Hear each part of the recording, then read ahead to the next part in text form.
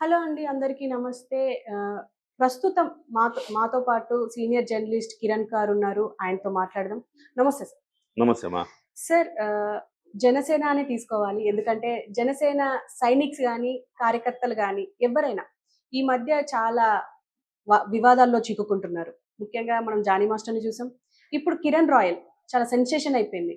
ఏ social media open చేసినా Kiran royal ఆయన audio leaks అని చెప్పేసి వస్తుంది.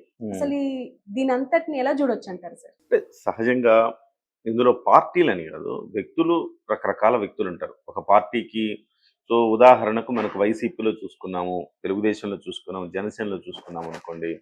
ఇలాంటి వ్యక్తులు ఎక్కడ ఎక్కువ మంది ఉంటారంటే వైసీపీలో ఉంటారు. సహజంగా మనకు తెలిసిన పరిణామం. ఒక అంబటి రాంబాబు, తర్వాత గంట, అరగంట, తర్వాత ఆయన ఎవరు దువ్వాడ. దువ్వాడ శ్రీనివాసు, అవంతి శ్రీనివాసు, వీళ్ళతో పాటుగా బూతులు మాట్లాడే వాళ్ళ నాయకులు, వీళ్ళందరూ ఎక్కువ. అందుకే వైసీపీకి ఒక రకంగా చెప్పాలంటే వైసీపీకి ఒక బ్యాడ్ కండక్ట్ వచ్చింది. క్యారెక్టర్ ఉంటుంది, ప్రతి పార్టీకి ఒక క్యారెక్టర్ ఉంటుంది. ఆ పార్టీకి వైసీపీ పార్టీ అనగానే ఒక బ్యాడ్ క్యారెక్టర్ గుర్తొస్తుంటది. వాళ్ళ అధినేత ఏమో 43,000 కోట్ల రూపాయల అవినీతి ఆరోపణలు ఉన్నాయి వాళ్ళ అధినేత మీద. అలాగే ఆయన జైలుకి వెళ్ళొచ్చాడు. A1, A2లు ఇక్కడ A1, A2లే ఇక్కడ ప్రధానంగా ఈ రాష్ట్రంలో కూడా ఉన్నారు. విజయసాయి మొన్నటి వరకు ఆయనతో పాటు విజయసాయి నెంబర్ 2గా ఉన్నాడుగా, ఎంత కాదన్నా. సో జైల్లోనూ వాళ్ళు A1, A2లు, రాజకీయాలను A1, A2. వాళ్ళ కింద ఉన్న వాళ్ళు కూడా అలాగే మాట. సో ఒక పార్టీకి ఒక క్యారెక్టర్ ఉంటుంది. ఆ క్యారెక్టర్ మనం తెలుగుదేశం పార్టీ చూసుకున్నాం అనుకోండి. తెలుగుదేశం పార్టీలో కొంచెం క్రమశిక్షణ కలిగిన పార్టీగా మనం చూడొచ్చు తెలుగుదేశం పార్టీ. కానీ క్రమశిక్షణ కలిగిన పార్టీగా చూడొచ్చే కానీ తెలుగుదేశం పార్టీలో కూడా అవినీతి ఆరోపణలు లేని వాళ్ళు ఉన్నారా అంటే ఉన్నారు, అందులో కూడా ఉన్నారు. అది కూడా ఒక ట్రెడిషనల్ పార్టీ. జనసేన పార్టీకి వచ్చేటప్పటికే అటు అవినీతి ఆరోపణలు లేవు, ఇలాంటి ఘటనలు, లైంగిక ఆరోపణలు ఇలాంటివి కూడా లేవు. ఒక స్వచ్ఛమైన పార్టీగా జనసేన పార్టీ ఉంది. కాబట్టి 1-2 ఆరోపణలు వచ్చినా చాలా గొప్ప పెద్దగా అవునా జనసేన పార్టీలో కూడా ఇలా జరిగిందా అని అనిపిస్తుంది. జానీ మాస్టర్ మీద ఆరోపణ వచ్చింది. జానీ మాస్టర్ మీద ఆరోపణ రాగానే ఏం చేశారు, జానీ మాస్టర్ని పార్టీ నుంచి సస్పెండ్ చేశారు. పార్టీ వ్యవహారాలకు దూరంగా ఉండండి తేలేంత వరకు అని చెప్పారు. సో ఇప్పుడు మళ్ళీ కొత్తగా కిరణ్ రాయల్ వ్యవహారం తెర మీదకి వచ్చింది. ఖచ్చితంగా జనసేన పార్టీ లాంటి ఒక సచ్చీలతతో క్యారెక్టర్ ఉన్న పార్టీకి ఇది డెఫినెట్గా ఇబ్బందికరమే. ఇబ్బంది లేదని మనం చెప్పకూడదు, ఇబ్బందికరమే. కాకపోతే ఇది వ్యక్తిగతమైన అంశంగా కూడా చూడాలి కదా మనం. వ్యక్తిగతమైన అంశం. కిరణ్ రాయల్ మీద ఆరోపణలు వస్తున్నాయి. లక్ష్మి అనే ఒక మహిళ తనతో వాళ్ళిద్దరికి మధ్య ఒక ఇల్లీగల్ కాంటాక్ట్ ఉన్నట్టుగా ఆ సంభాషణలో ఎస్టాబ్లిష్ అయింది. 1,20,00,000 రూపాయలు ఇచ్చాను అని ఆమె చెబుతోంది. సో ఈ రకమైన సంభాషణ ఆమె నా మరణానికి కారణం కిరణ్ రాయల్ అని చెప్పి ఆత్మహత్యా ప్రయత్నం చేసింది. హాస్పిటల్ నుంచి మళ్ళీ ఒక వీడియో రిలీజ్ చేసింది.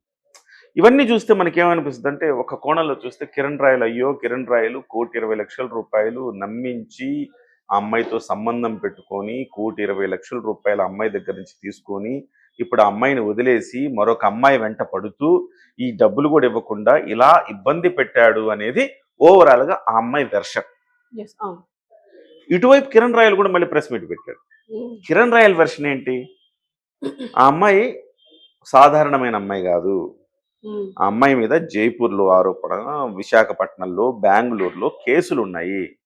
జైపూర్ పోలీసులు ఆల్రెడీ తిరుగుతున్నారు. చీటింగ్ కేసెస్ ఉన్నాయి, అలాగే ఈ బెట్టింగ్ యాప్స్ మీద కూడా కేసెస్ ఉన్నాయి అమ్మాయి మీద. ఆ అమ్మాయి సామాన్యురాలు కాదు. సో ఆ అమ్మాయి నాకు 1,20,00,000 ఇచ్చిందనడానికి దానికి ఏమన్నా ఆధారాలు ఉన్నాయా? లేవు. అలాగే నేను ఆ అమ్మాయికి తిరిగి సెటిల్మెంట్ రూపంలో డబ్బులు ఇచ్చానని చెప్పడానికి ఆధారాలు నా దగ్గర ఉన్నాయి అంటూ ఆమె వీడియో మళ్ళీ ఆయన రిలీజ్ చేశాడు. అందులో ఆమె ఏం చెప్పింది, మాకు 2013 నుంచి సంబంధం ఉంది, అంటే పరిచయం ఉంది. సో ఆర్థిక లావాదేవీలు మా మధ్య ఉన్నాయి. ఆర్థిక లావాదేవీలన్నింటినీ కూడా ఇక్కడ మేము పరిష్కరించుకున్నాము.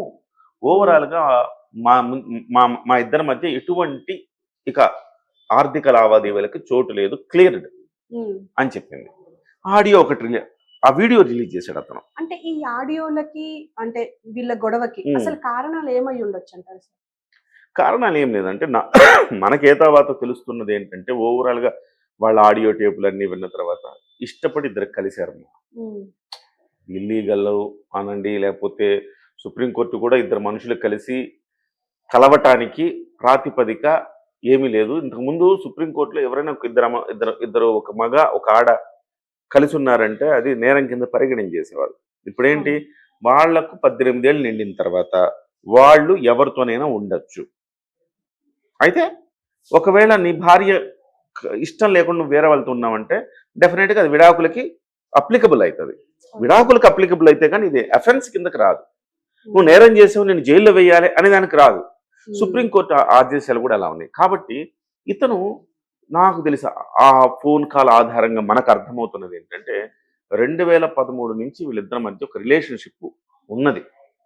ఆ రిలేషన్షిప్లో ఇతని మీద మోజుతోనో ఇష్టంతోనో ప్రేమతోనో ఆమె కొంత డబ్బులు ఇతనికి ఇచ్చినట్టుగా కూడా అర్థమవుతోంది. ఆ డబ్బులు ఏదో తనకు ఒక వ్యవసాయ భూమి 1 ఎకరం ఉంటే దాన్ని ప్లాటింగ్స్ చేసి అమ్మేస్తే వచ్చిన డబ్బుల్ని కొంత ఇతనికి ఇచ్చానని చెబుతోంది ఆవిడ. సో ఆవిడ చెప్పిన దాని ప్రకారం ఇద్దరి మధ్య ఒక రిలేషన్ ఉంది, ఆర్థిక లావాదేవీలు ఉన్నాయి. ఈ ఎక్కడ బెడిసి కొట్టినాయి అంటే అతను ఇంకొక రిలేషన్లోకి వెళ్ళినట్టు కనబడుతోంది. మానస అనే అమ్మాయితో రిలేషన్లోకి వెళ్ళినట్టు కనబడుతోంది. మనకు పిక్చర్ అది కనబడుతోంది. దానికి సంబంధించి ఒక వీడియో కూడా రిలీజ్ అయింది. ఆ అమ్మాయి లవ్ యూ అని చెప్పేసి అతనికి బంగారు గొలుసేయటం. సో ఇంకొక మానస అనే అమ్మాయి, ఇది కూడా రిలీజ్ అయింది. పోటాపోటీగా రిలీజ్ చేస్తూ వస్తున్నారు. వీటన్నిటి నేపథ్యంలో ఒక ఇష్టపూర్వకంగా ఇద్దరు వ్యక్తులు కలిశారు. అప్పుడు ఎవరికి ప్రాబ్లం లేదు. తేడా వచ్చింది, ఆర్థిక లావాదేవీల్లో తేడా వచ్చింది, వాళ్ళ రిలేషన్షిప్లో తేడా వచ్చింది, గొడవలైనవి. ఇప్పుడు పోలీస్ స్టేషన్లు, కేసులు, ఆత్మహత్య ప్రయత్నాల వరకు వెళ్ళింది. సహజమే. ఇప్పుడు మీరు జానీ మాస్టర్ కేసును పరిశీలించినా ఇద్దరికి ఇష్టమై కలిశారు, చాలా కాలం కలిసి ఉన్నారు. ఒక దశకు వచ్చిన తర్వాత కొన్ని ఇబ్బందులు ఏర్పడినప్పుడు అది ఆరోపణలకు దారితీసింది. సో ఇది కూడా సేమ్ వే కనపడతా ఉంది ఈ కేసు కూడా. కాకపోతే దానికి ఏంటంటే జానీ మాస్టర్ కొన్ని నిరూపించలేదు. అటువైపు వెర్షన్ మాత్రమే మనం విన్నాం. జానీ మాస్టర్ వెర్షన్ మనకి వినడానికి కూడా అవకాశం ఇవ్వాల. అతన్ని అరెస్ట్ చేశారు. ఆ తర్వాత అతను కూడా ఇక్కడ మాట్లాడడానికి లేదు కాబట్టి, కోర్టులో ఉంది కాబట్టి కేసు ఏం మాట్లాడలేదు అతను. కానీ ఇతను ఏం చేశాడు, వెంటనే ప్రెస్ మీట్ పెట్టాడు కిరణ్ రాయలు. ఆ అమ్మాయి మాట్లాడిన మాటలన్నింటినీ కూడా ఆ వీడియోలన్నీ రిలీజ్ చేసి మాకు ఆ అమ్మాయికి మధ్య 1,20,00,000 ఆర్థిక లావాదేవీలు తప్పు కొట్టిపడేశారు. రెండోది, ఆ అమ్మాయితో కాంటాక్ట్ ఉన్నప్పుడు ఇంకొక అమ్మాయితో కాంటాక్ట్ కాకూడదని చెప్పడానికి ఆ అమ్మాయి భార్య కాదు, ఆ అమ్మాయే ఇల్లీగల్. ఒకసారి ఇల్లీగల్ అయిన తర్వాత ఆ అమ్మాయితో అయితే నీ అమ్మాయితో ఏంటి, ఏదైనా ప్రశ్నించడానికి రైట్ ఎవరికి ఉంటుంది, ఆయన భార్యకు ఉంటుంది ప్రశ్నించడానికి రైట్. సో అది కొట్టేయాలి.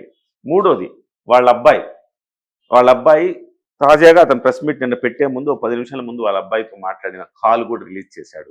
వాళ్ళ అబ్బాయి అంటున్నాడు, మమ్మీ అలా ఎందుకు చేసిందని నాకు తెలియట్లేదు అంకుల్, మీతో మాకైతే సెటిల్మెంట్ అయిపోయింది, మరి మమ్మీ అట్లా ఎందుకు చేసిందో నాకు తెలియట్లేదు. మరి ఇక్కడ సెటిల్మెంట్ అయిపోయింది అని అంటున్నారు, కానీ ఇక్కడ చూస్తే